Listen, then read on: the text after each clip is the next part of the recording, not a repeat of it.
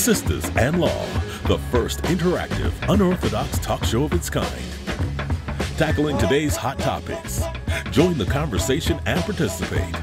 Hear unique, passionate views from practicing attorney Rosalyn Charles and Judge T.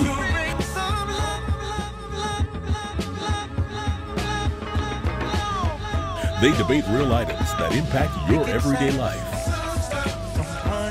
giving insights into politics, civil rights, the economy, world event, and the law. A show that finally brings voice to the voiceless. Sistas and Law.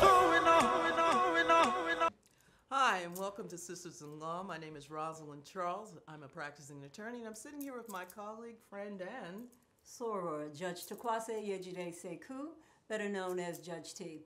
When I say soror, we're actually sorority sisters. Well, we are sorority sisters, but why don't you tell the viewers what your name means? Well, Takwase means what I hope that I present myself as, Queen. It's a Tiv Nigerian name. I changed my name when I first got out of college. I did my genealogy. So my whole name is Takwase, which means queen, Yejide, which means image of her mother, and Sekou, which means warrior. So I'm always a fighter. Well, you know, I knew you under a different name, but I've known you and loved you for 30 years over with Takwase Sekou. You can call me Cherie Lynn Jackson. Okay, I can call you Cherie. But nonetheless, today here on Sistas and Law, we're going to hit on a number of topics. We're going to talk a little bit about HUD, I think, and housing, urban development, and how that affects the folks within our community, and particularly how Ben Carson, how at all he's going to manage the housing and urban development. Maybe because he tried to stab his mother when he was younger. Okay. Now, we're also going to hit some on SNAP or food stamps, and more to the point, I guess, how they're trying to make it more difficult for poor people to get assistance. Well, it's going to become very, very apparent very early that food stamps, by and large, are given to white Americans, not African Americans. Unlike that's the being narrative, portrayed. and that's the narrative that has been out there for a long time. And then we're also going to hit stop and frisk. Well, see, that went along away with Giuliani back in the 90s, and he's trying to bring it nationally under this new administration. Well, it's a concept that's been out there for a long time, but unfortunately, those concepts disproportionately impact people of color. And that means you, ladies and gentlemen. That's why we want you to send in your questions with regards to specifically stop and frisk. Many of you have had experiences, or your family members have had experiences, past, present, or will in the future under these new laws, where they're able. Well, you're talking about encounters with police officers, because then, you know, all encounters with police officers aren't necessarily negative, be it black or brown. I'm a former prosecutor, and they do serve a relatively good purpose. However, and I was your former adversary with the clients who were stopped and frisked just because they look like they possibly were doing something illegal. But we've all grown from those positions. But let's just say that we need to discuss it, because it disproportionately affects people of color, in my opinion, because they see this the militarization. We seem like growing, but it seems like we're going backwards. All right, so when we come back, we're going to talk about a number of issues. I believe we're going to talk about HUD, food stamps, and stop and frisk. Stop and frisk. But most importantly, we want your voices to participate in our discussion here, because the conversation we have between ourselves is not important unless Ladies you and gentlemen, yourself as the viewer get involved. What's important to us and what this show is about is our community, the community that you live in. You're going to have your CNN, your MSNBCs, your Fox News, mainstream all of those media that watches don't over our stuff. necessarily touch you personally. You see us, we see you, and you have a hands-on contact through Twitter, Facebook, Instagram, all of those media, social media entities.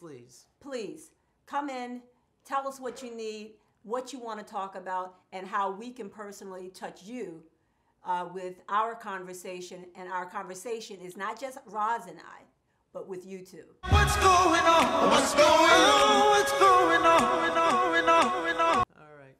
Well, Judge, we got to talk about HUD. We're going to talk about food stamps. We're going to talk about stop and frisk. But, you know, before we get into all of those topics, let's talk a little bit more about the Housing and Urban Development. We've got a new cabinet member who's Director of Housing and Urban Development, Dr. Ben Carson. You know what is most disturbing to me about not just his position, Yes. but what it actually means and how housing and urban development is being, I guess, neglected, because they put a brain surgeon at the head of this unit. Well, you know, they always say brain surgeons and rocket scientists are the most intelligent in the world, except when they're in a job that they know nothing about. One of the things that I think we as a community, because ladies and gentlemen, this is going to affect you. Most people that live in the urban area are not people that have these positions. The people that are going to be affected is those that are watching us right now. Urban and housing development has to do with whether you will be able to stay in the communities that you live in. One of the things that I think I'm most disturbed by having a criminal background as a criminal attorney Is how you can lose your housing? not only how you can lose your housing, if you get a criminal offense, they can actually stop you from going back And I think that's into the community that you used to live in. I think that is the greater theme here, because what it really is, if we look at the trends, people are moving back to the cities, and they're moving away from the suburbs, but essentially they're just tired of commuting, so they're moving back to the cities, and they want to make the cities, whoever they are, palatable for all of those people who want to move back. So I just think it's amazing the little things that are done to chip away at your ability to live within those cities. From things as, if you smoke, you can get evicted. Convictions, you can get evicted. And then, where are you going? I think one of the new things that they're going to be using is this new registry that they're trying to use for people who may be, he's saying not necessarily Muslims, but may be part of a community that are a detriment into our community. How we can tell this based on skin color is beyond me, since Muslims come in all shades. You have Asian Muslims, you have, of course, brown and black Muslims, and you what even exactly have white are you getting Muslims. at? You're saying that the registry is Well, going to be used so you can't get If housing, you get are federal stopped and housing? frisked and you have now been put on a list as a possible person that we should be afraid of, that is going to be very difficult for you to get housing back in the communities that you may have been brought up in your entire life. And if we're making all kinds of changes that, by and large, was I think illegal in general, just 6 months ago. in general, these are scary times. And I guess I find the bigger theme is anti-poor, anti-help folks step up. Whatever we can do to chip away at your ability to get any kind of assistance from the government. That's what the new theme seems to be. Well, the other area that's going to affect is food stamps. Well, we're going to talk about that more in I guess the next segment in terms of, but it's really like the war on, not the war on poverty, but the war on the poor. Ladies and gentlemen, that's why we're waiting for you to hit us up, give us your tweets, your Facebook, your Instagram. Let's continue to talk about the subjects We'll butt heads that's all the time, but we going need to know what you think. affect us. Sisters in Law with Judge Takwasi Sekou. Rosalyn Charles. What's going on? What's going on? What's going on? Welcome back, ladies and gentlemen. This is Judge Takwasi Sekou, better known as Judge T. And Rosalyn Charles. I think we're going to talk about food stamps, or at least some of the entitlement programs that they're gradually or systematically chipping away at. Absolutely. And do you have a right to food stamps? Not necessarily, but they've done certain things that curtail your ability to even get them. Well, one of the things that we have to understand is that everything kind of curtails itself around law, whether you have criminal convictions, where you live. And now, with the fear of people from Mexico or those who are of Muslim faith, afraid to go and even make application, because then you have to... Let's get a couple of things straight, even before we get into the vast majority of people who take advantage of these entitlement programs don't necessarily look like you and me. However, the narrative that's placed out there is the welfare queen that was created, I guess, by Ronald Reagan, the race baiting that was done at that particular point, that's who's taking all of these infringements. Well, I beg to differ, because if you go over to certain parts of Brooklyn, they're not black or brown, and they're definitely not Muslim. And they are getting housing vouchers also. Oh, yes. And you know what? And I'm not, I guess, and our point is not to be mad at any of these folks, but to recognize that the narrative that's placed out there is that we've got these brown people who don't belong here, I guess, who don't want to work, but where are the jobs? There are no jobs, but they got to eat. Well, if you go to the vast and people are proud of it. We have them on our what you call the shows, non-reality shows of trailer park folk. They get food stamps. They are not in what you call the urban area.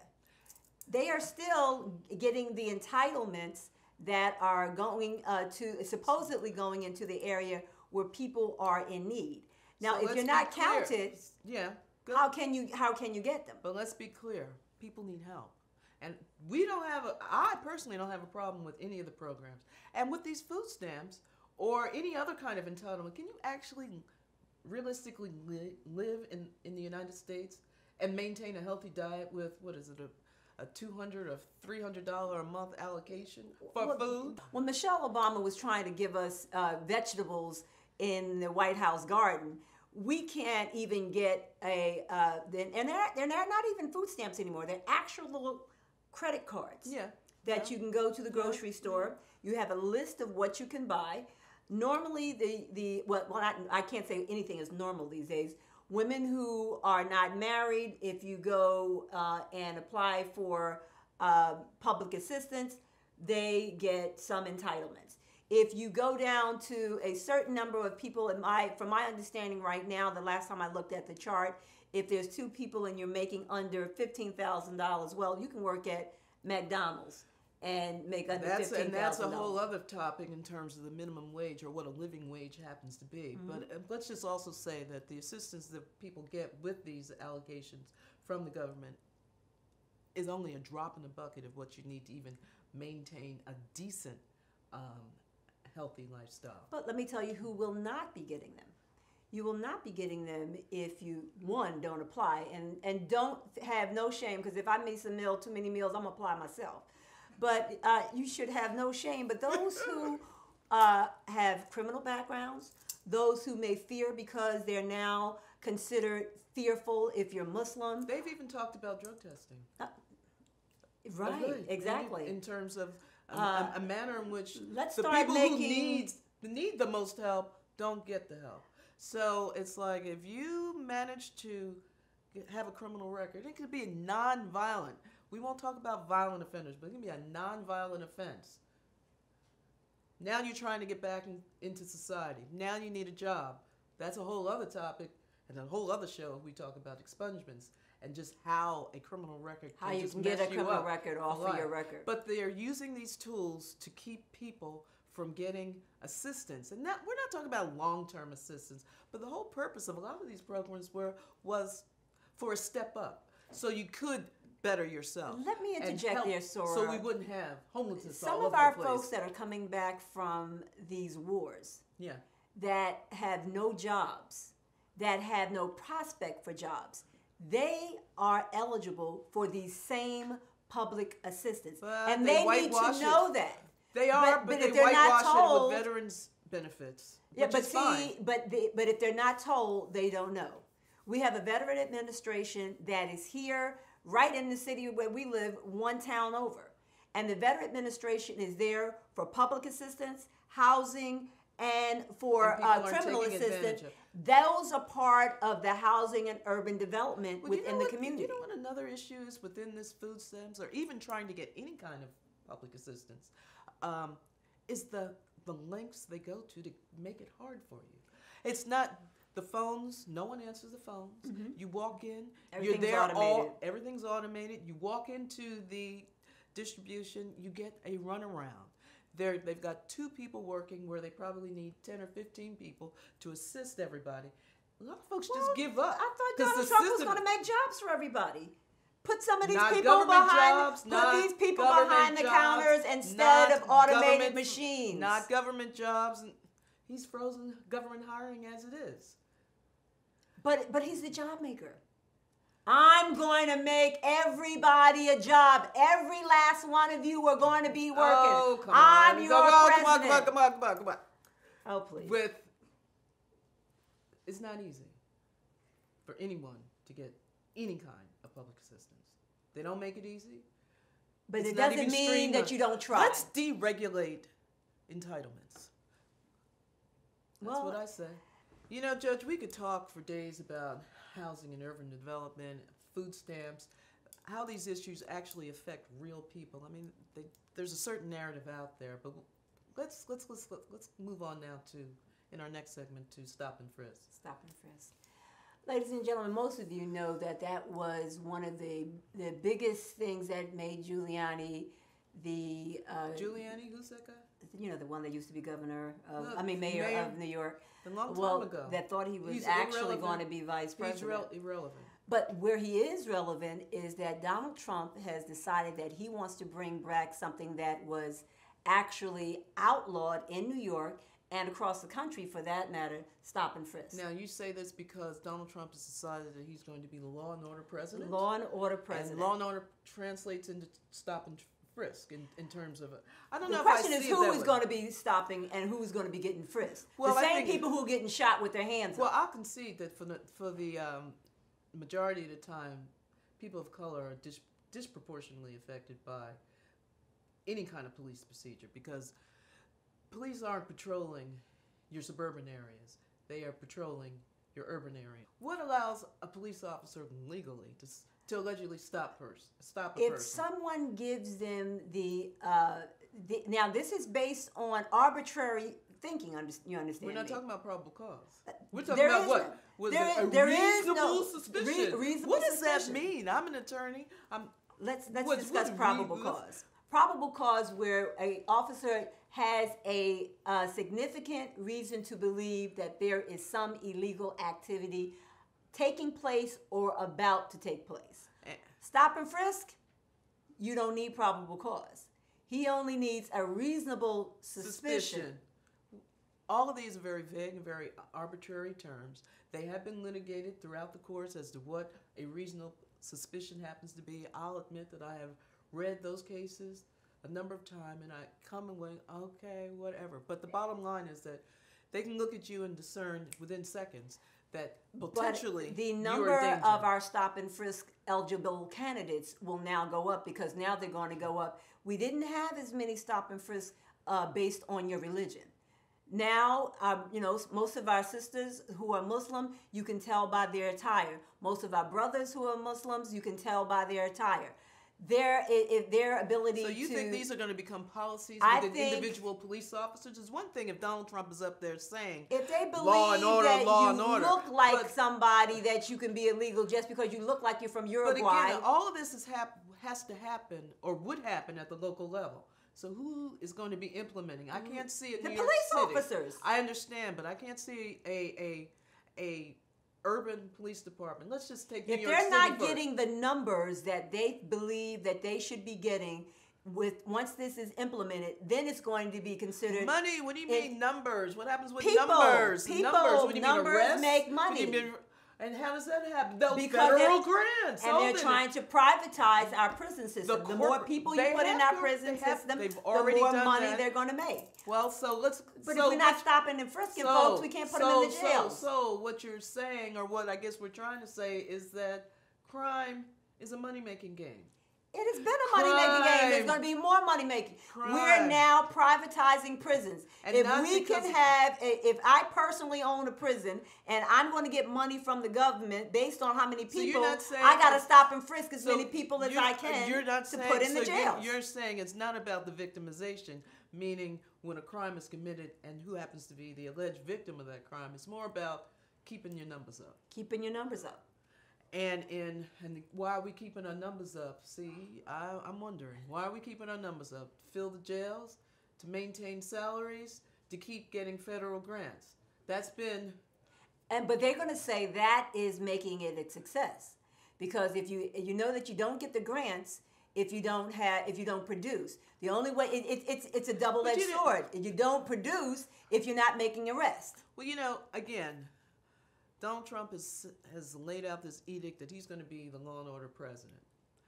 It still has to trickle down to the individual municipalities. I think the governors of these states have got to have the cojones to say that we're not going to allow our community. That's not going to happen. You know why I say that? Because the majority of the governors in the United States are Republican governors, and I think they're going to fall lockstep in 2017 is coming up. But lockstep. 2017 is coming up. And the ladies and gentlemen who are looking at this podcast or looking at it at Facebook or looking at it through Twitter, however that you are getting these communications, 2017 is coming up. Vote. And a lot of these people are going back to be... We want to win the real vote, not the electoral vote. Not the electoral college. Yeah. Not the Donald Trump count.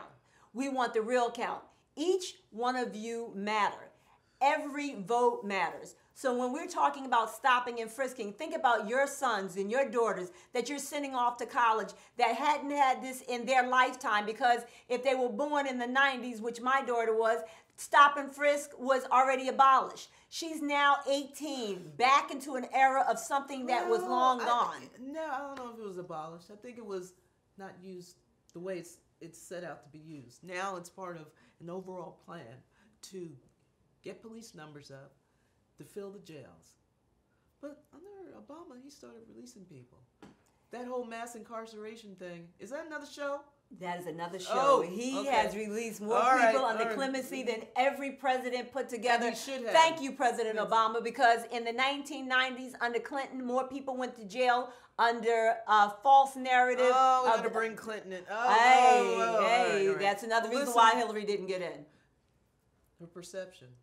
Is that the narrative, or is that the perception? Is that true? You married it. Is that the truth or alternative facts?